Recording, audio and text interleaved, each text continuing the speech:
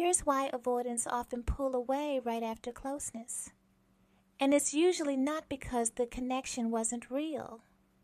The first reason is situationship dynamics. A lot of avoidants enter connections that feel safe because they're undefined. A situationship allows them to get close to you without obligation. There's no expectation to fully show up, no real title, no timeline, no pressure to commit emotionally or long term. So when things feel good, when there's chemistry, consistency, or emotional bonding, that's still within their comfort zone as long as it stays light. But the moment the conversation shifts to, what are we? Or, where is this going? Or, I want more. Their nervous system can see that as pressure, even if your request is reasonable and healthy. If they weren't ready to commit or never intended to move beyond a situationship, that question alone can trigger them to pull away. The relationship just crossed a line they weren't prepared for. Avoidants don't always enter relationships with full clarity. They tend to take months or a year or so to decide on choosing you fully. Sometimes they genuinely enjoy you, feel close to you, and still don't want commitment. So when getting close starts pointing towards something more defined, their system reacts by creating distance.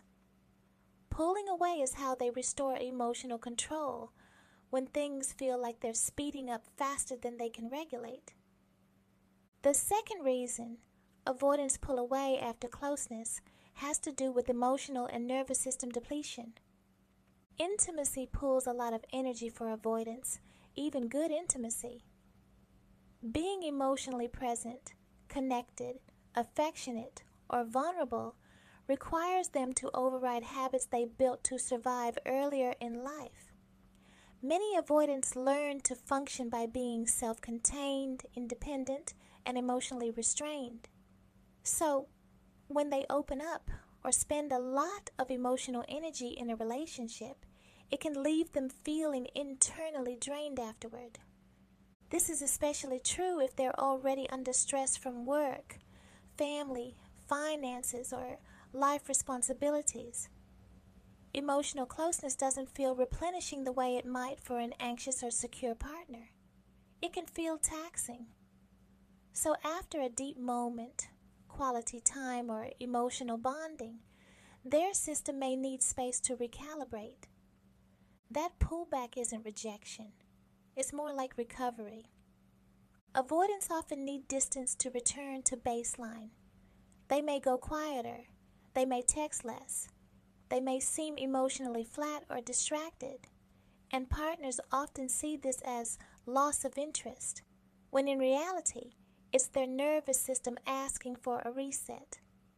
In this moment, they need to recharge and don't always tell the partner they are dealing with. The problem is, when these two reasons overlap, situationship pressure and emotional depletion, the pull away feels sudden and confusing. One moment things feel close, the next they're distant. And unless you understand how avoidant attachment works, it can feel personal to you. This isn't about playing games or leading you on intentionally. It's about fear of commitment, fear of emotional overwhelm, and a nervous system that equates getting close with loss of autonomy. That's why avoidants often need more time than others before they can handle both intimacy and commitment at the same time. So if you want commitment, don't accept a situationship hoping it will turn into something more on your timeline. And if you're with an avoidant, understand that space after closeness isn't always a sign to chase. Sometimes it's a sign to pause and let their system settle. Closeness doesn't scare avoidants because it's bad. It scares them because it requires capacity they're still learning how to hold. Please comment, like, and subscribe for more.